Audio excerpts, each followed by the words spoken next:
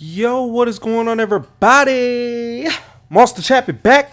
Today's video, we are in the lab, episode 3. Oh my goodness. This one is a goodie, guys. For you more advanced players, this is just for you.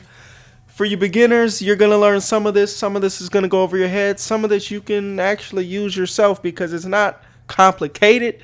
But it is more for the advanced side of users. This is for our blitzers coming up with those nanos.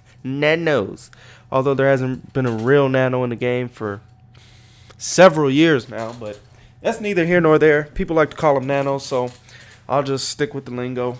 With that said, this video is all about heat. So if you are a sim player, this video is not going to be for you. With that said, let's go ahead and hop right into it. There's going to be a lot of folks upset about this video for various reasons. One of them being because, you know, the people that's making ebooks, this how they come up with their stuff. But the people coming up with YouTube Blitzes, this how they do it too.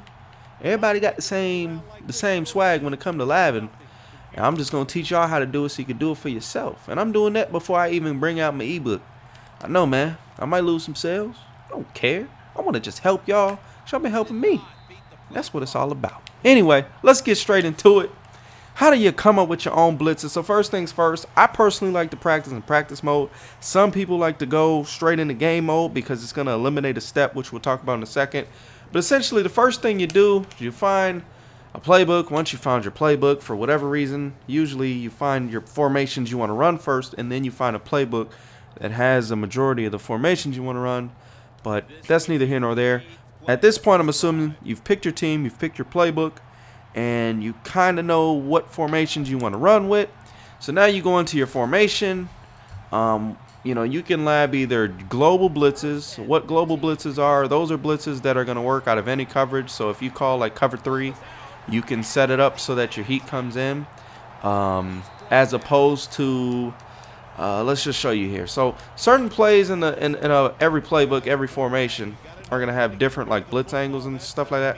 So a global blitz would be something like out of cover 3. You know, we just got our 4 stock linemen rushing, or cover 1, or I could use, yeah, pretty much those are the only stock global blitz plays you could use.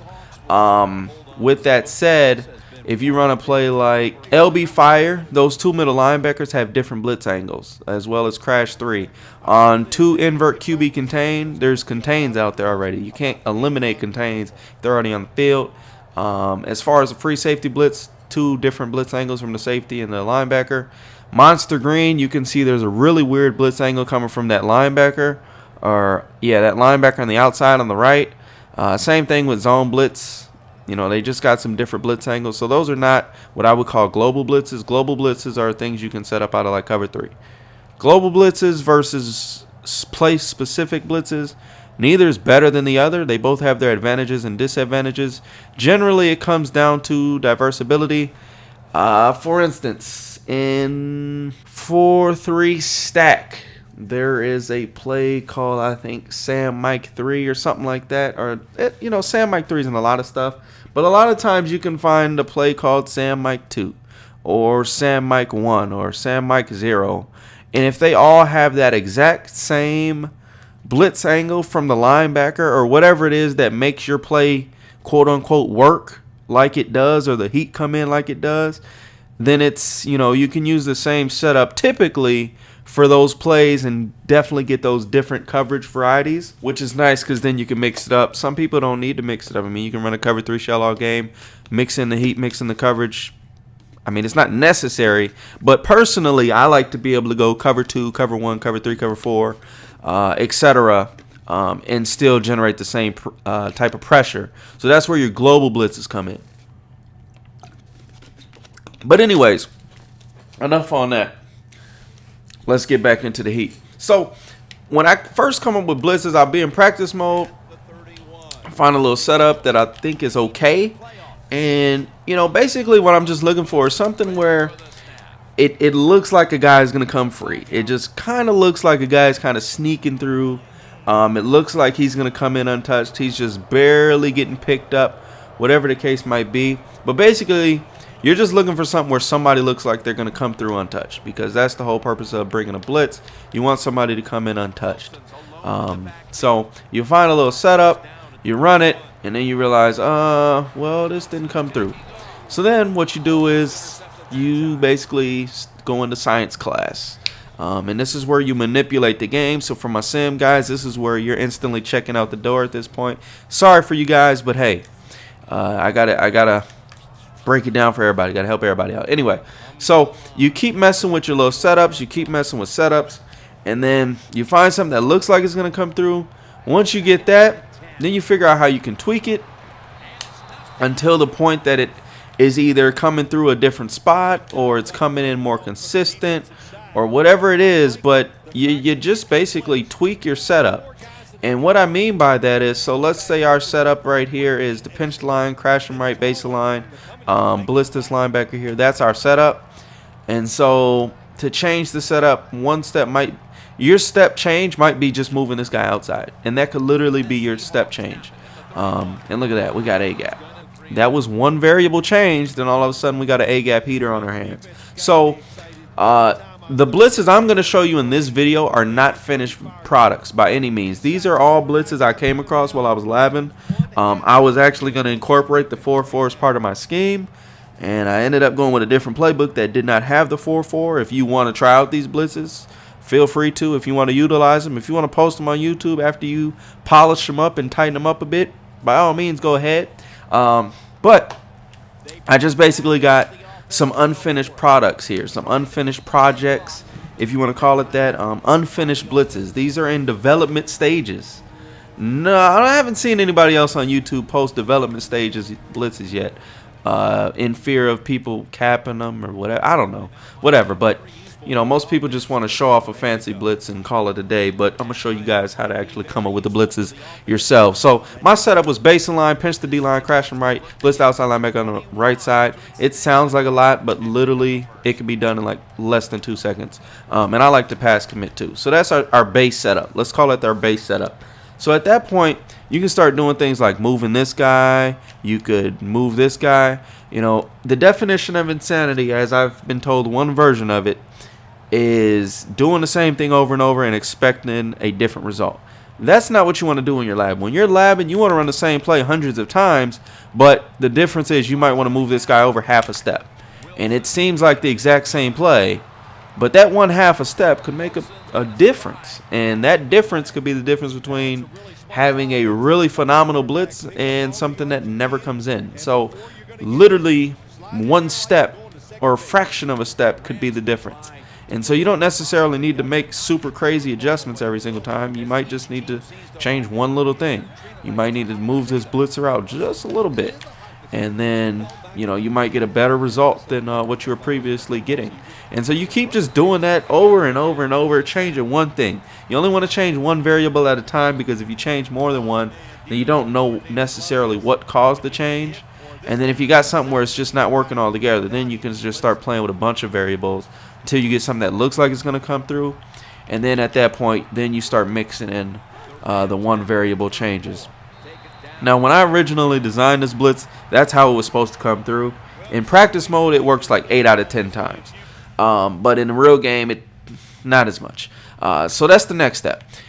I start in practice mode. Some people, I know Zan from Forward Progress, shout outs to Zan, always coming up with some good pressure. He personally likes the lab in game mode. I've leaned towards it a little bit more recently too, because it helps eliminate this step. But in practice mode and in a real game, the blitzing and the blocking are a little bit different. So stuff that works in practice mode, maybe the greatest blitz of all time, may not work at all once you get into a play now or online game mode. So before you post something on YouTube or something like that, take it into play now at the minimum, test it out and find out if it works. But again, this blitz, how it was designed is to work like this, and you know, we got some good heat. You know, it's definitely a solid blitz when it comes through. It's in development stages because I didn't take the time to polish it up, figure out exactly what I need to do with everyone else on the field to make this play come through as consistently as possible. So if you want to use this raw setup and generate your own little pressure and post it on YouTube or put it in the guide. I really don't care. I mean, this for you guys to use. I'm just giving this away, some early stuff. But you know, that's the main purpose of my video, guys. That was it. I just wanted to show you guys basically how to lab your own stuff. This is in the lab episode 3. I know this is a little bit more complex for some of you guys. Some of you guys can say, well, this is a really simple idea, Chappie.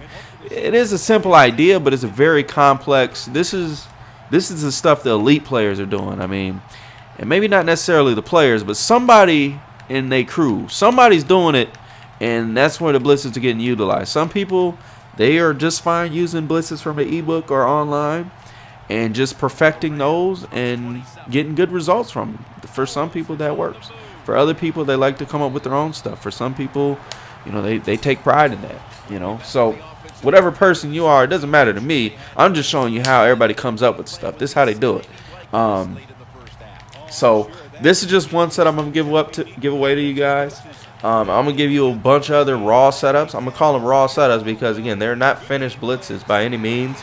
I like to pass commit too, but they're not finished blitzes, so don't give me in the comments, this blitz doesn't work all the time. Look, man, work on it. Hit the lab, figure out how you can make it more consistent. So that's the first setup. Baseline, pinch the D line, crash the line to the right, and then you're going to go ahead and blitz the outside linebacker on the right. Now, for this next setup, we're going to do essentially the same setup, but instead, oh, also, when you're first testing a blitz, usually test it against just stock wide receivers, 5 people going out. Not necessarily 5 wide, but like you don't want to block a running back or slide protect. Once you found a blitz that you think works well, that's when you want to try it against slide protection and blocking running backs and tight ends and things like that. And then once you have it consistent, you know, try versus those things and then see how you can manipulate it again if somebody were to start slide protecting against you or something like that. But that's the next step. That's the, you know, that's elevating to another level. I don't even want to get into that in this video. But our next setup here is going to be to baseline. We're going to pinch the D line. We're going to crash them to the left. Basically the same setup as last time, but this time it's just going to be the opposite. We're going to baseline, pinch the D line, crash them to the left, blitz the outside linebacker on the left. It does sound like a lot, guys, but realistically, when you're in the heat of the game, it takes less than 2 seconds, especially once you get it down. But this our other setup didn't come through this time. Like I said, some of this stuff is not consistent. Sometimes that comes through the right side, sometimes it doesn't. I'll run it one more time, but we're just going to keep it moving. I'm going to just give you guys like 6 raw little deals here, raw blitzes, unfinished products, if you will. And, you know, hopefully some of these will work out for you guys. Right here. Didn't come through again. We're not going to waste no more time with it. But if you want to play with that, definitely with the small adjustment, I feel like that play has some potential to be nice. Our next setup here is going to be baseline. Shift the D-line to the right. Shift the linebackers to the left. Blitz the outside linebacker on the right side of the screen. And then put this guy, this defensive end on the left side in the flat zone. And that's pretty much what it looks like. This was not as consistent for me in play now. But it did come through right there. It's just a slower B gap. Sometimes it comes off the edge. But a little decent blitz. Nothing crazy. But let's keep it moving. Just go ahead and run this again. This time we're going to go ahead and baseline. We're going to pinch the defensive line. Oh, wrong controller. Baseline. Get 2 controls. If you're not live with 2 controls and working on blitzes, you're doing something wrong. But baseline. Pinch the D-line. Crash them to the middle. We're going to go ahead and blitz this linebacker here. And we're going to move him down into the outside until his blitz angle changes. That's one of the big things a lot of people are doing this year as far as getting heat. But what you'll see is we get a little bit of B-gap pressure right there. And, again, I'm not claiming any of this is the do-all, end-all of blitzes. But just at the end of this video, if you stuck through to the end, you're basically getting a free 4-3 mini scheme that was going to potentially be a guide. Like I said, I ain't finished the blitzes, but they got some strong bases. I mean, if you touch up on these blitzes, you can definitely have a nice scheme out of this 4-4. Anyway, the next setup here is going to be baseline. Shift the D-line to the left. Crash the D-line to the middle. We're going to pinch the linebackers. And then we're going to blitz the outside linebacker that's on the left of the screen. That is this player right here. And we'll go ahead and run that. See if this comes through one time for your boy. And it does. And we get a turnover. Oh, no. I got to pick plays in. I don't like that. Anyway, so that's another setup. Another thing is make sure you test your plays out against shotgun, pistol, and under center, because what you will find is some plays work really well versus one but not the other, and etc. And you know, you could have a phenomenal blitz, but it only works against shotgun, so you know only use the blitz if you're going against shotgun. So let's set this on one more time. Baseline, shift the line to the left, crash in the middle, pinch the linebackers. Blitz the outside linebacker on the left side here. Shouldn't take too long. And then this next one, I'm just going to set it up at full speed. Like I said, it didn't come through that time. Like I said, these aren't the most super consistent blitzes. But this next setup here, all right, so I'm going to just do it full speed. And we're already set up. But the setup here is the baseline, shift the D-line to the right, crash the D-line middle, pinch the linebackers, and blitz the outside linebacker on the right side. That is this guy. And the reason it's the exact same as the other one, it's just like the opposite side. So that's pretty much that. And as you can see, this blitz is actually struggling against this formation right here. Just gotta wait for my see. Sometimes you gotta wait for the dude. Like Ogletree doesn't want to move over right now. There we go. Anyway, Ogletree coming off the edge there. But anyways, that's that. That's gonna wrap it up for this video, guys. I hope you guys enjoyed. Again, baseline, shift the D-line to the right, crash the D-line to the middle, pinch the linebackers, and re-blitz the outside linebacker on the right. I gave you a bunch of setups. Just rewind the video if you want to hear them again. If not, you know, the general idea was to help you guys learn how to actually lab blitzes for yourself, learn how to run your own stuff, learn how to improve on blitzes that you may have seen on YouTube, something that you see. You're like, hey, that's okay. I just want to run that. And that's perfectly fine. You know, nothing wrong with that either. But, you know, maybe you just need to tweak it a little bit to match your personal preferences, your style and your taste, things like that. But with that said, that's going to wrap it up for this video. Till the next time, guys. We go!